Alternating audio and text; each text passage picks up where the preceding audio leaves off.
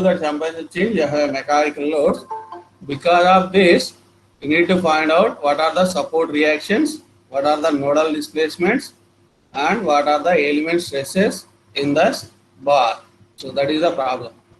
So we already solved one problem on statically indeterminate bar. So that problem and this problem is quite same. It is also statically indeterminate because both ends are fixed here. And it is subjected to two point forces. In addition to that, you have a thermal load. That is the only difference here. Other than that, everything is same. But what you are going to learn in this experiment or exercise is you will learn how you can apply different material properties, because here in this bar is made of three sections having three different materials. So he has mentioned that the first section is bronze, second one is aluminum, and third one is steel. So that means the bar is made of three different materials. And also not only that, in earlier problem we consider the uniform bar. That means the cross section is same throughout the length of the bar. Whereas in this particular problem, it is a stepped bar. That means all the three different, the bar is made of three steps having three different cross-sectional areas. So that's why here he has mentioned for each section, that is the first bronze section area is 2400 mm square. For aluminum it is 1200 mm square, and for steel portion it is going to be 600 mm square. So that means through this exercise, what is the additional thing you are going to learn from the first experiment is how you can apply different cross-sectional areas or different materials for the elements. That is the one thing. And in addition to that, you will learn how you can apply thermal load, that is temperature change, how we are going to apply. Apart from that, it is remaining part is going to be the same to the similar to the first experiment what we already discussed. So now, okay, so to model this one here in the software, see here, since it is a bar and also it is subjected to only point forces, so I can consider each segment of the bar as one element. So that is sufficient for me. Why? Because of these loads. So if I take either bronze section or aluminum section or steel section, the stress is constant within that element. So therefore I can consider, since the stress is constant for the each section, it is sufficient for us to consider one element for one section. That is, for bronze there is one section, one element. For entire aluminum section we will have one element. Similarly, for entire steel portion of the bar we will consider one element. So that means I need to consider only three elements in this. So for bronze one element, for aluminum one element, and for steel one element. Means so our entire FE model will consist of only three elements. Of course, four nodes. So for each element we have two nodes. So for first element I have two nodes, 1 and 2. Second element 2 and 3. Third element 3 and 4. So that means total we need to create 4 nodes and 3 elements in our FE model. Since the number of nodes and elements are very small here in this case, we'll go for direct approach. That means instead of creating the geometry and then converting the geometry into FE model, what we'll do is directly we'll create nodes and elements. So by creating the nodes and elements directly, we can create the FE model directly. Once you created the FE model, after that what you need to do is you need to apply the constraints, that is the support boundary conditions. So left side of the left end of the beam and right end of the beam is fixed as given. So fixed in the sense it is constrained in all degrees of freedom. So therefore you need to apply this end and this end fixed support. Then at this location, that is we are creating the nodes, we'll number the nodes as 1, 2, 3, 4 like this. At node 1 you have a force of P1 which is nothing but 60 kilonewtons. At node 3 there is another load which is P2 whose magnitude is 75 kilonewtons. And also here, if we'll take the positive x-axis always towards the rightward direction, but here the forces are acting in the leftward direction. So you need to consider these forces P1 and P2 as a negative force. Then coming to that thermal load or temperature load, here he has not given the initial temperature and final temperature. So just what he mentioned is there is a change of temperature of 80 degrees. So that means, so we don't bother about, or you don't bother about whatever may be the initial temperature or whatever may be the final temperature. So he has given the temperature change, but in the software we cannot give the temperature change. What we can give is what is the initial temperature, that we will call it as a reference temperature. What is the reference temperature of this bar? Then after that reference temperature, so what is the temperature rise or what is the final temperature? So final temperature is nothing but the reference temperature plus delta T. You need to take like that. Suppose if I take reference temperature as 0, then my final temperature should be 0 plus delta T, which is going to be only 80. So we'll generally take the reference temperature as 0. If it doesn't mention anything about reference temperature, we'll take it as 0. Then whatever delta T is there, that delta T is going to be your final temperature. Okay, so I'll apply the temperature. This temperature change is applied to all the elements. So it's not particular. It's not particular to only either particular node or particular element. So it is a body load. That means the entire temperature of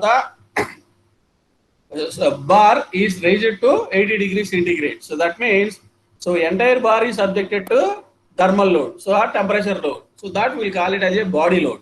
If it is subjected to entire volume, then we'll call it as a body load. So these P1 and P2, they are point forces. Sometimes we may have traction forces also, where the forces which are acting only over certain surfaces, we'll call it as a traction forces. But here in this particular problem, we have a body force or body load, what you can say, that is temperature load, and you have 2 point loads. Okay, so once you've done that, then the remaining process is simple. So you are applying the constraints and loads, then you need to solve it. Once you solve that, directly you'll get the support reactions and nodal displacement from the list results. And then element stresses. So like what we did in case of Fox experiment, we need to define here also element table to extract the element stresses. So that is the only thing we need to do it. So in the results category, what we need to do is, anyway, given the FE model. So in that FE model, we have 3 elements and 4 nodes, like I already mentioned. Then we are using the same element what we have used in the first experiment, that is link 180 only. So this link 180 is capable of capable of handling that thermal load also. So therefore we'll use the same element. Suppose if this element is not capable of carrying that thermal load, only it is capable of carrying only mechanical loads, then I need to change the element tag. But this link 180 element is capable of carrying both axial loads and thermal loads also. So if you have a question how I can know whether this element is capable of carrying those thermal loads or not, what you have to do is, again you need to refer the element description from the help document. So if you go through that, in the help document clearly mentioned that it is capable of body loads, it is capable of taking body loads, and the body loads may be either in the form of a thermal loads or it may be a gravity load also. Sometimes you may have a self weight. Suppose if the same bar is subjected to self weight, if I want to find out what are the stresses or what are the displacements, so in that case you can use the same element also, because this one is capable of taking that body load, that is self weight also. Of course here in our problem we don't have any self weight here. We are that's why we are not talking about those things. So we have, in addition to this point loads, we have a thermal load. So now this element is capable of taking that thermal load. So we can use the same element to model this problem also. Then coming to the results. So like I mentioned, you need to calculate what are the support reactions. So what is the left support reaction? What is the right support action? If it is negative means the reaction is acting in the leftward direction. If it is positive means the reaction is acting in the rightward direction. Similarly, you need to calculate what is the nodal displacements, and then similarly we can compute the element stresses also. So since we are considering only 3 elements, so that's why I mentioned it as what is the stress in the bronze section. Throughout the section it is same, uniform. Similarly, throughout the aluminum section the stress is same. Throughout the steel it is also same. So, but coming to that analytical solution here, anyway, we'll solve this problem through the answers. So analytical solution is, it is not going to be a big deal. Even though I am not given here, you can easily solve this problem. It comes under statically indeterminate bar problem.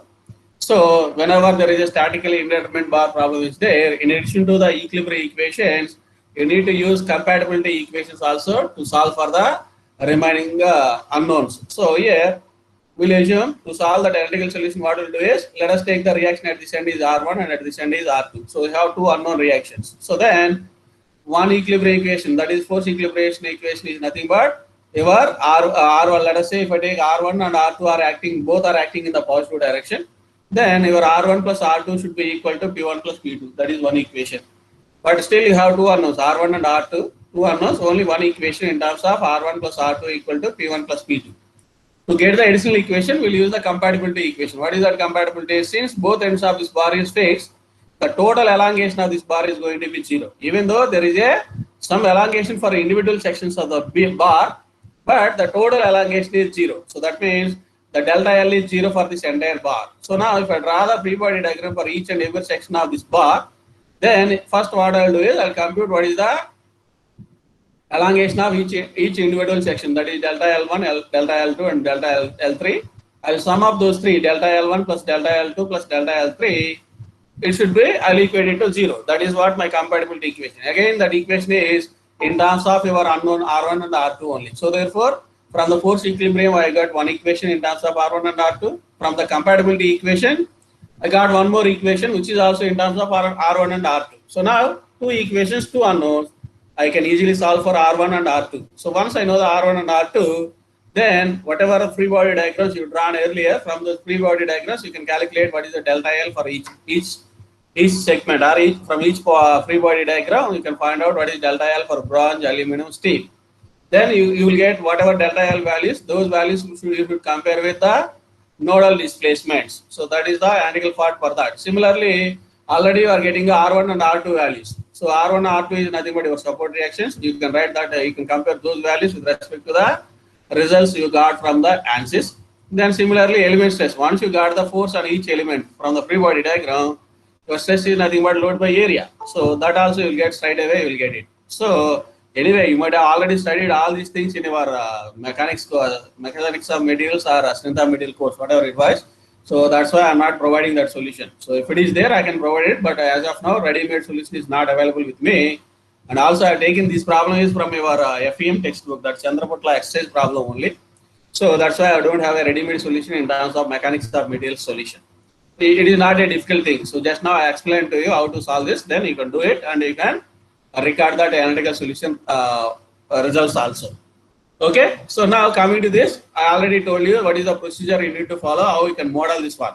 So now to model that, where like I already mentioned, it is we'll use direct approach. That means instead of creating geometry and then converting the geometry into FE model, what we'll do is we'll create the nodes and then elements directly. So like I already told, there are 4 nodes and 3 elements. First I'll create the 4 nodes. So to create that 4 nodes, I'll take the reference coordinate system at the left end of the bar. So I'll place the coordinate system here. So then based on that, I can create the 4 nodes. So here first node is only located at this point only. So therefore its coordinate is 0. Second node is at this location, its coordinate is 800 because the length of this section is 800 mm. For second node coordinate, I'll take it as only we'll talk about x coordinates. Y and z are obviously 0 because it is a one-dimensional problem. So only there is a change in the x coordinate. So for first node it is 0, second node it is 800, for third node it is 800 plus 600, 1400. For fourth node it is going to be 800 plus 600 plus 400. So which is 1400. So but here one more important point what you need to remember is, so length dimensions are given in mm, area dimensions are also given in mm square, but Young's modulus is given in terms of GPa. So you need to convert that one is also into Newton per meter square, Newton per mm square. If I convert E into Newton per mm square, then whatever loads here, point loads P1 and P2, what I am applying is, so to apply this load, he has mentioned this one is in kilonewtons. If you take your E is in Newton per mm square, you have to take P1 and P2 also, you need to input as a newtons only, not instead of kilonewtons. So that means I need to enter 60 into E3, 60 into 10 cube. So I need to replace this kilonewton by Newton. That is the only thing we need to remember. So then alpha values, they are functions of degree centigrade. So here delta T also has given degree centigrade. So we'll assume that whatever units we are following, that those units are only degree centigrade. No need to apply any modification. Whatever alpha value has given for each of the 3 materials, you can do that also.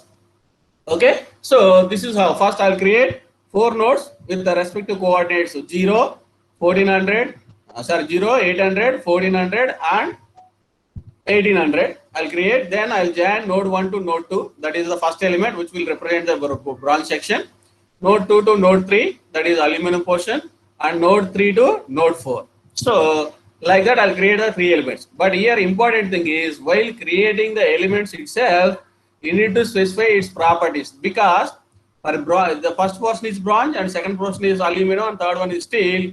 Here both areas are changing as well as materials are changing. So before creating the element, I need to define what is its attributes. Attributes are nothing but material properties and cross-sectional details.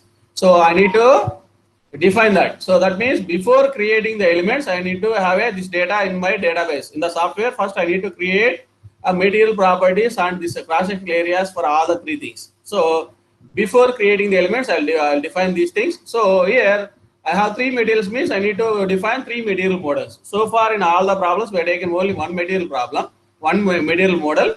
So we created only one material there. So now in this particular problem, we have three materials. So we need to create three material models. Similarly, you have three different cross-sectional areas. So you need to define three sections for three different cross-sectional areas. So once you've done that, it is going to be quite similar. Remaining part of the solution is similar to your previous problem.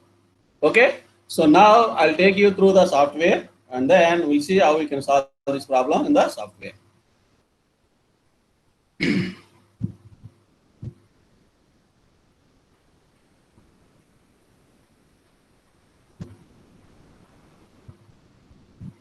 It will take some time to open.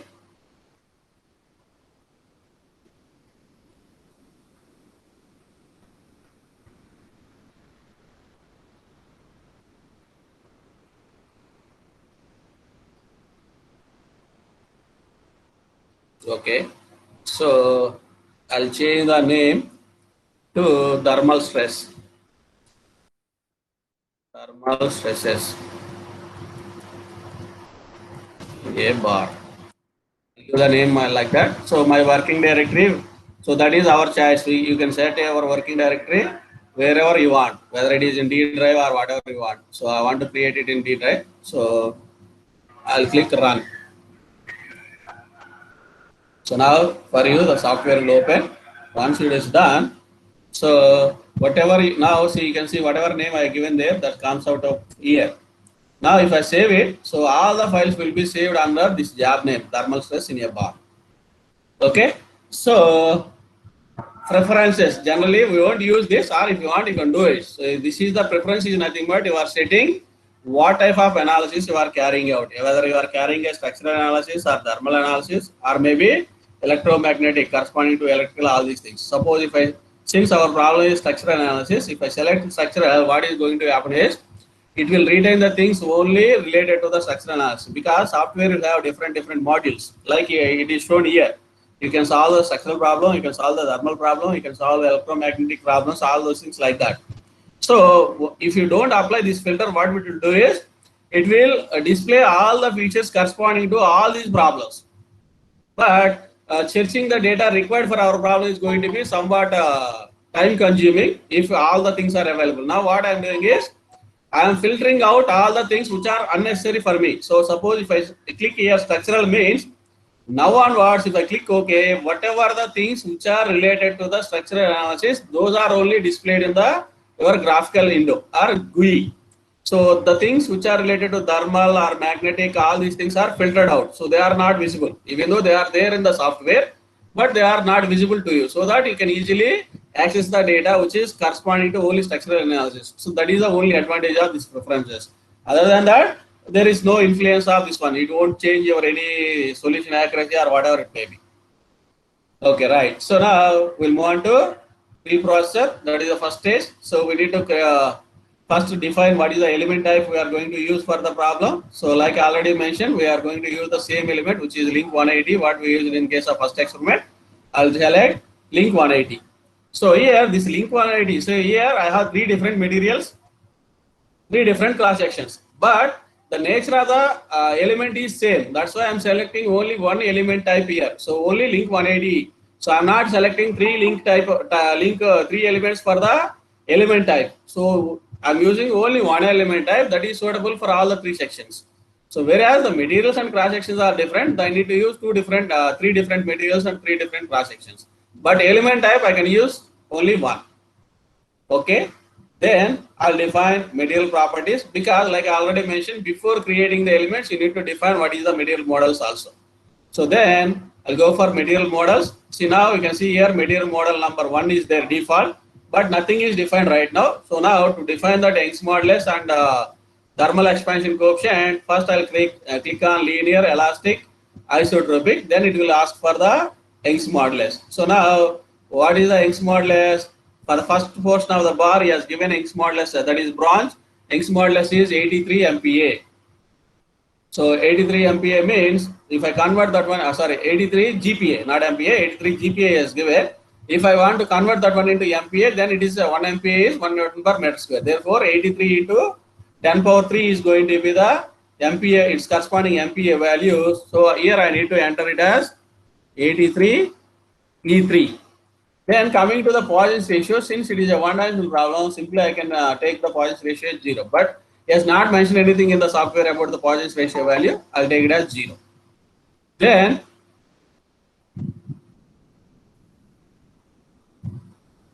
we'll go on to the next property value, that is alpha value. Also we need to define what is that alpha value as given.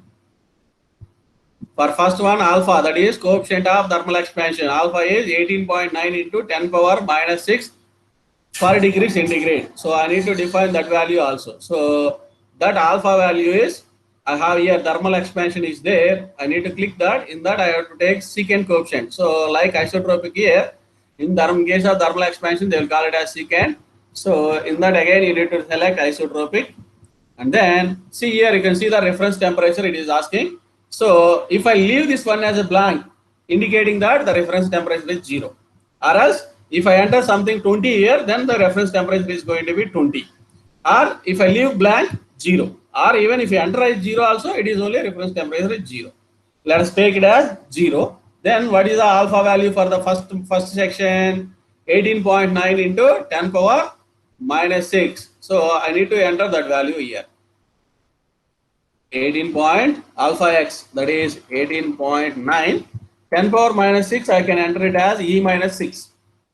I can enter it as e minus 6. So now you can see under material number 1, you have two things, linear isotropic and thermal expansion. So if you want to verify what are the values for that, just click on that, whatever you define, that will be listed over here, 83,000 MPa. So that's what we define, so it's okay. Similarly, if you want to check what is the alpha value you define, so here our reference temperature is 0 and its value is 1.89 E minus 5. Okay, he has given it as 18.9 E minus 6. So we enter the same, but it is modified something like this, but both are same only. Okay, so this is how I can define the material model, first material model. Then to create the remaining two material models, what I need to do is I need to click here material, then I need to click on new model. So then automatically it will give the number. So define the material ID is 2. But if you satisfy with the 2, you keep the 2 itself, or else if you want to define the ID as something 4 or 6 or whatever you want, you can give your own ID also. But by sake of reference, I will take it as 2 only. Then I will click OK. Now you can see here another material model is added here. So earlier you have number 1, now 2 is added here. So if I add, for this also again I need to define what is Young's modulus, what is Poisson's ratio, and what is secant coefficient. So to do that, first you need to make sure that this should be highlighted in this blue color. Suppose if it is highlighted as something like this, so now you are defining for the model 1. If I highlighted this one, then I am defining for the model 2. So therefore, first I will define what is Young's modulus. So if I click that, Ex and Poisson's ratio, I need to input those two values. So for second portion, it is E is 70 GPa. So I need to enter 70 into E3 because I want to convert that one into MPa. 70 E3 I'll give it as. So then Poisson's ratio is 0. Then click OK. See now under material model this is getting added now. So it is opened. If you want you can minimize like this. If you want you can expand also. So now I have only, see you can check that also whatever you define here. I have only isotropic material properties, that is only Young's modulus and Poisson's ratio. In addition to that I need to define this thermal coefficient also. Then again I'll click it here. So now I don't want to enter anything because default for reference temperature, if I left it blank, it will take it as 0. I will only enter what is the value of alpha. So in case of second portion, it is 23. If you look at, okay. If you look at here, it is 23 into 10 power minus 6. per degree centigrade. So I will enter that value here, 23 E minus 6. Then click OK. Okay, now you can see that two things are added here. So now the second material is over. Now I'll go for the third one. I'll create again, go for material and new model. Then default number, it is taking it as 3. Okay, I'll keep default value. Then click OK. Now third one is added. See, now you can see the difference between these two. Already we created 1 and 2. They are appearing like a folder symbol, means you already defined something for those material models. But here you don't, for material number 3, you don't have a folder here. That means you are not yet define any material properties for this model number 3. So if you define that, obviously this is also get turned into the folder. Okay, so we'll do that now. So again, I'll click isotropic properties. I need to define the Young's modulus and Poisson's ratio for the third section. For third section, it is made of steel whose Young's modulus is 200 GPa. So I'll give it as 200 MPa. I need to define that. So if I do that, what I'm going to get is 200 into E3. Obviously, the Poisson's ratio is 0 for this also. Okay. See, now the empty thing is converted into folder, but still it is in an open form. That means you open this material properties. If you minimize this, it will go to become like this. But we need to define one more property, that is alpha, coefficient of linear expansion. We'll do that also now. So for steel, it is 11.7 into 10 power minus 6. So I'll enter that value, 11.7 E minus 6. Reference temperature, I'll leave it blank, so that it will take it as 0. So now that is also getting added here. So I define the 3 material properties. So then it is over for me. So I have only 3 models. I define all the 3 models. Now I can close this. Once I close that, next we'll move on to the next thing. So that is, we need to define 3 sections. So because you have 3 different cross sections, so I need to go for 3 cross-sectional areas I need to define. So for that, I'll go for sections here. Then in that, since our element is link, I need to select link, then click add. So here, link ID, for first portion, I'll give it as ID as 1. Then click 1. Okay. If you want, you can give the name also here. I'll give it as bronze. Or else if you leave this one blank also, there is no issue. But only thing is, you need to make sure that you need to enter the link area. Here it is asking for the link area. You need to enter that link area. For first portion, it is 2400, I think. We'll see that. Okay, it is, area is for first bronze section, it is 2400 mm square. So I need to enter it as 2400. Okay, so now I enter the 24, then I click apply because I need to create 2 more sections. So I can use apply as. Now I need to change this section ID from 1 to 2. That means I'm defining the next section. Click OK. Again, so I'll take it as aluminum. I'll give it as AL. And what is the area of that aluminum section? What he has given it as? Go to that one here. It is 1200. So I need to enter 1200 for this. 1200. Then again I'll click apply because I need to define the third section. Here I need to change this one to 3 now. ID. Then I can give name for this is steel. Then whose area is, I think it is 600. The area for the, okay, it is given it as 600 mm square. So I need to enter 600 for the third section. I'll go here, I'll give 600. Sir? Yes. Sir, అందులో third option mass or control ఏదో ఉంది కదా sir section కి added mass అని అది దేనికి sir? If you want to include the weight mass also, so that means so far whatever we are, see, we are doing only static analysis. We are not doing any dynamic analysis here. In case of dynamic analysis, maybe if you know vibrations, all these things. In case of vibrations, if you want to compute the natural frequency, you should know what is the stiffness and what is the mass. So then only it can calculate the natural frequency. Your formula for natural frequency is square root of k by m. So to get that mass or mass matrix for the element, you need to input what is the mass value. Here, suppose I am solving a bar problem. I am solving a model analysis to find the natural frequencies. Then in that case, I need to enter the mass here. How much mass is there for unit length? That is nothing but density only. So you can give it here or there. You can material in the even material properties also you can define. But since here we are solving only static analysis, So we are not considering any inertia force. If you want to include inertia force, then you can give the mass also. When you are going to include inertia force, if there are accelerations, then only you have an inertia force. As long as there is no accelerations, means our analysis is static analysis, no need to use any mass here. So even if we give it also, it doesn't matter. Whatever value you give it, it is not going to include in our solution also. So that's why we are not talking about this added mass. Okay, right. So now I define all the three material models and I define all the three sections. Now, before going in further step, what I can do is if I want to check whether I define all the things properly or not, you can go for list properties. First, I'll do all materials. See, material 1, material 2, and material 3. Like that, it will list. So you verify once. If you feel that they are okay, right, proper, then you will go for the next step. So I think all whatever we define, or else if you want to recall again, so material 1 is defined for which section, material 2 is defined for which section, and material 3 is defined for which section. If you want to know that, you can list it like this. So 3, by looking at these values, I can say this 3 is for steel, 2 is for aluminum, and 1 is for bronze. Like that, you can verify that. Similarly, you can list the whether you have defined all the cross-sectional areas properly or not. So you can list the section properties also. See, I can see my first section ID is 1, which is bronze, which value is 2400, then 1200, 600, aluminum, and steel for 600. So just once you verify that, so you make sure that all our whatever material properties and section data you define, you did them properly or not.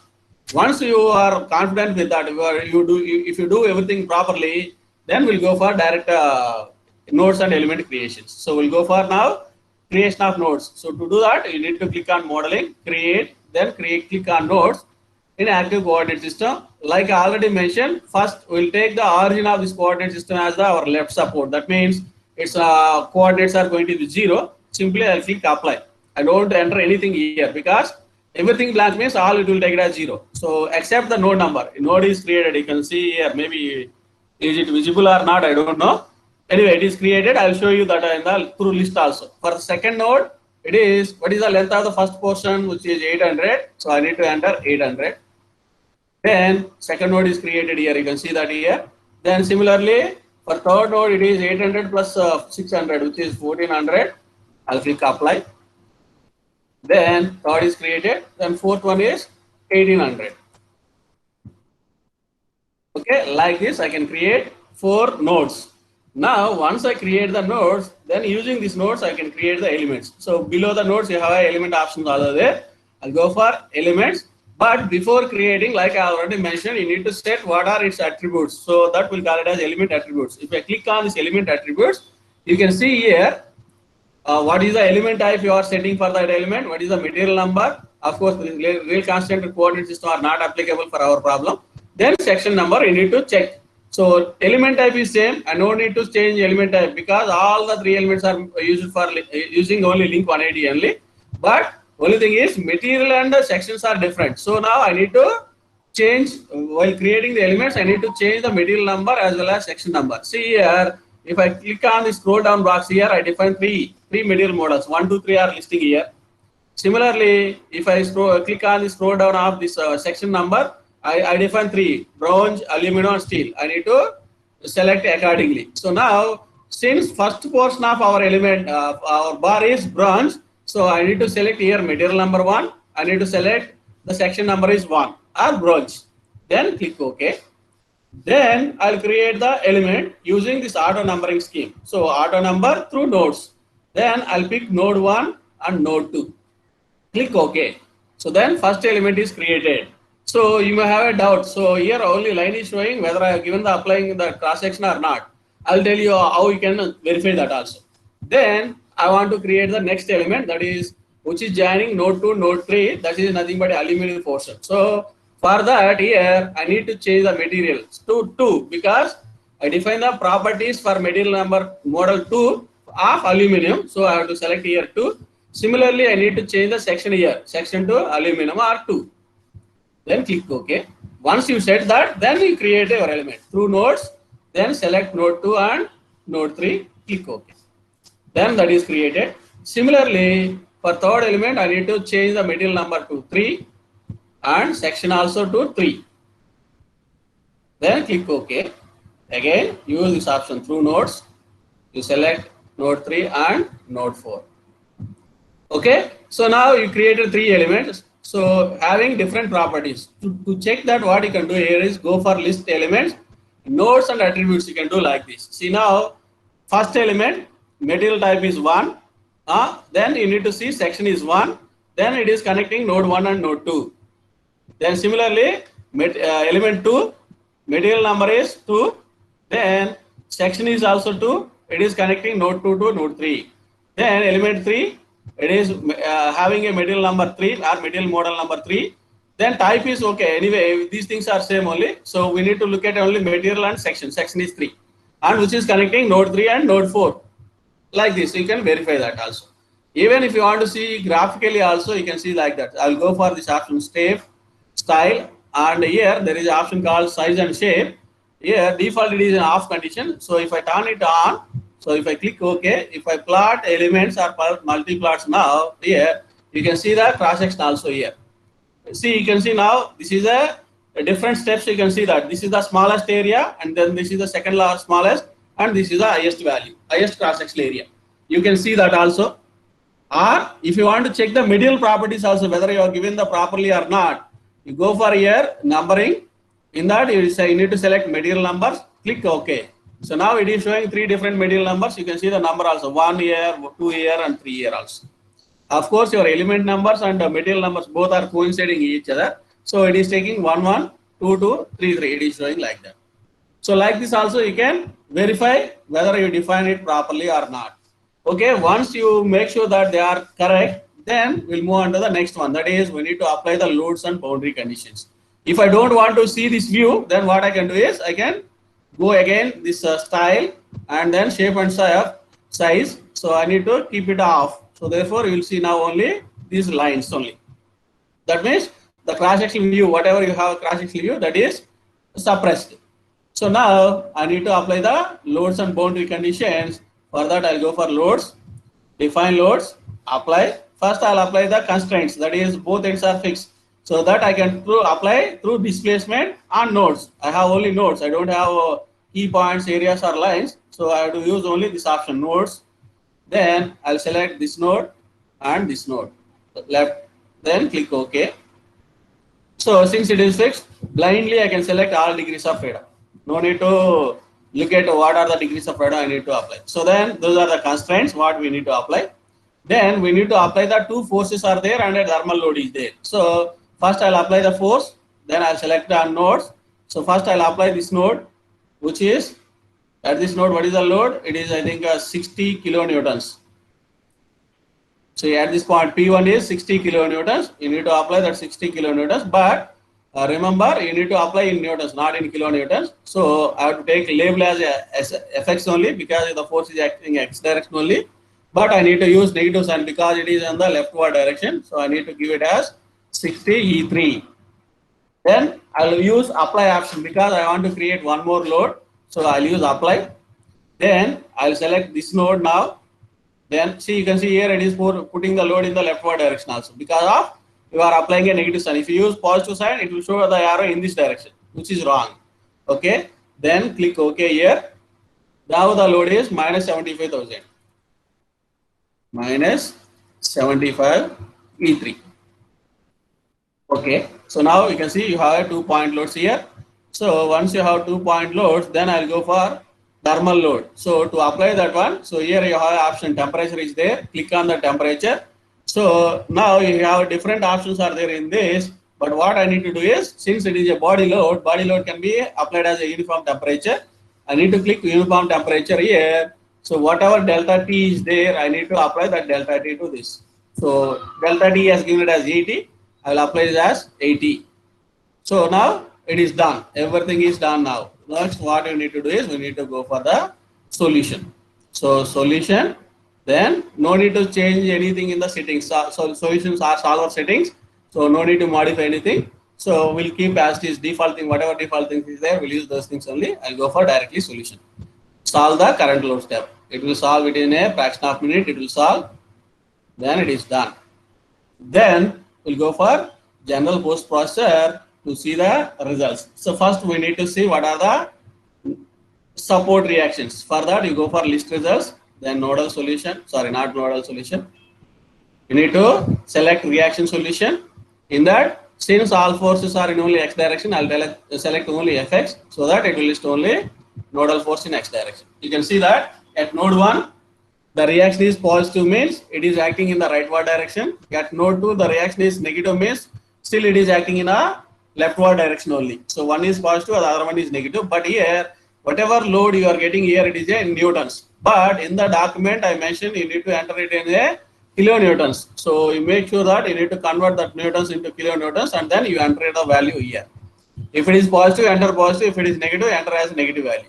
So, but here as a check, you can see that what is the total load summation of these two reactions. You can see whether it is satisfying the equilibrium equation or not.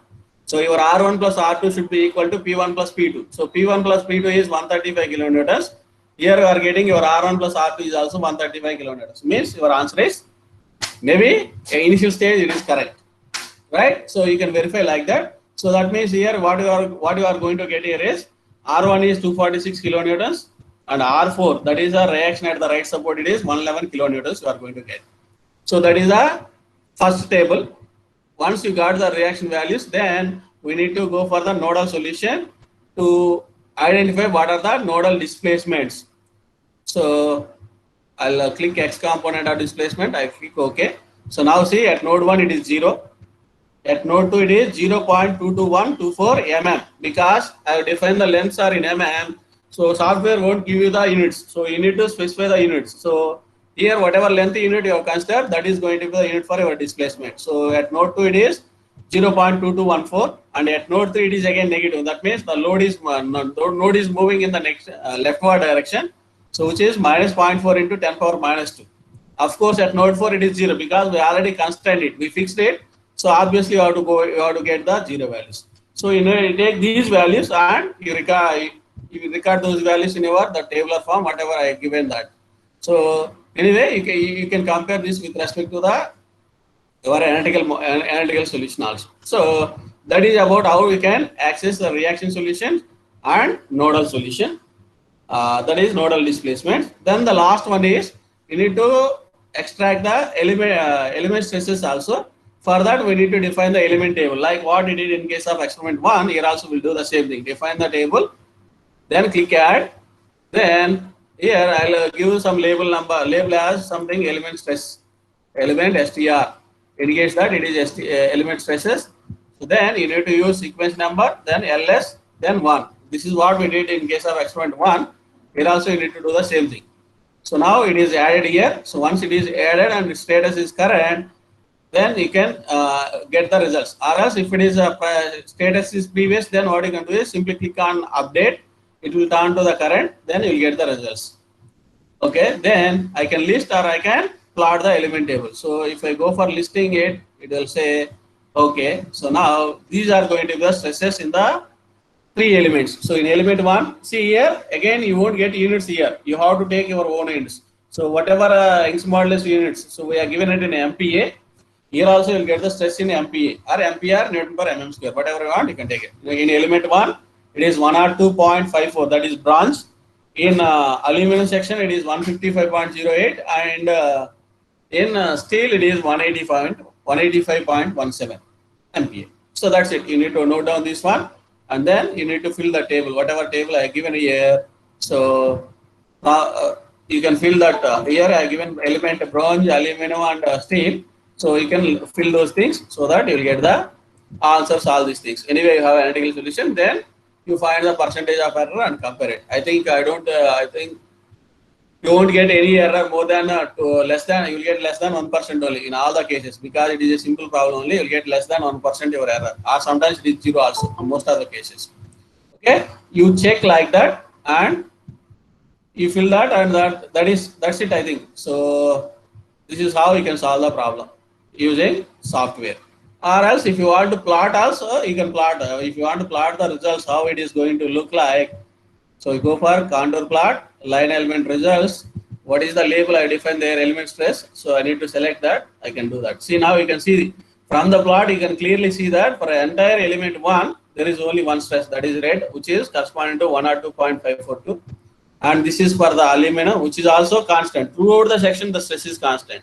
Why is throughout the section the stress is constant? Because you are taking a linear element. So you have taken a two-node element whose interpolation functions are linear. So if the interpolation functions are linear, then stress is nothing but a gradient of your field variable, that is displacement, strain and stress. Both are constant throughout the element. If strain is constant, as per your Hooke's law, stress is proportional to your strain. So therefore, your stress is also constant.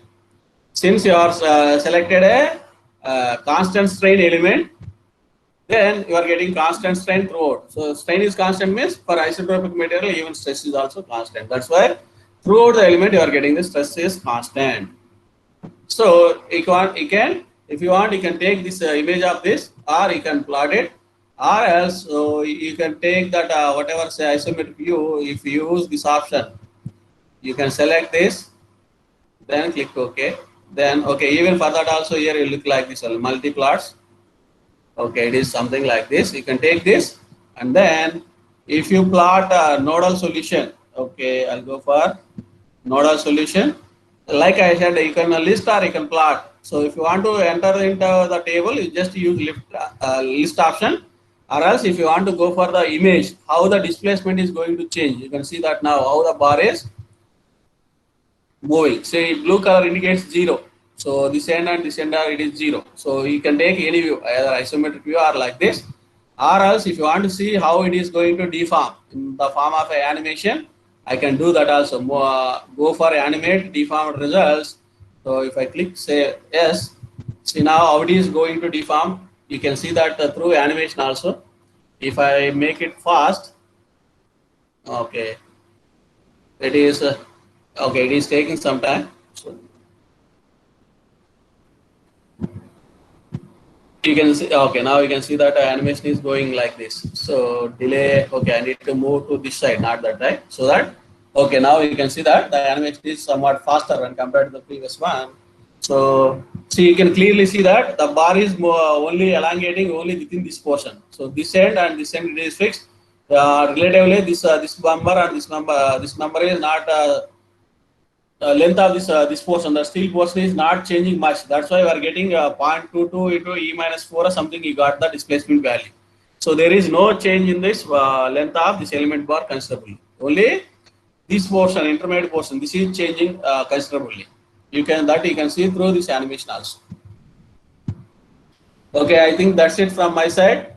If you have any query or any doubt, now you can ask.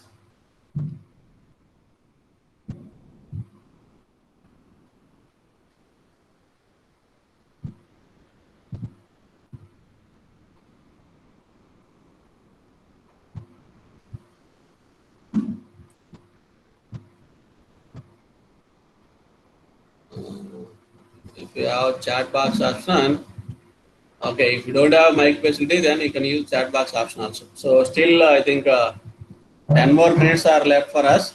If you want, you can ask any doubt. Otherwise, if it is clear for you, then it's okay. You can leave, no issue also.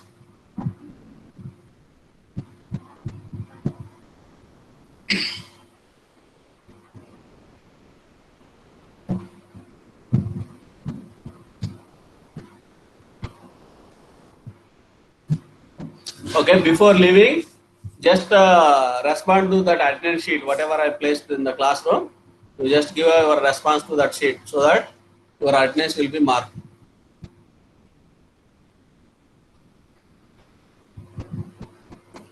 I think it is there. You won't get that. Yeah, press this. Yeah, it is there. Already 65 people already given. Okay, very good. Here only 60 members are there in the class, but the attendance is going to be 65. Okay, if you have any no doubt now, then you can leave the class, no issue. So try to join in the next class.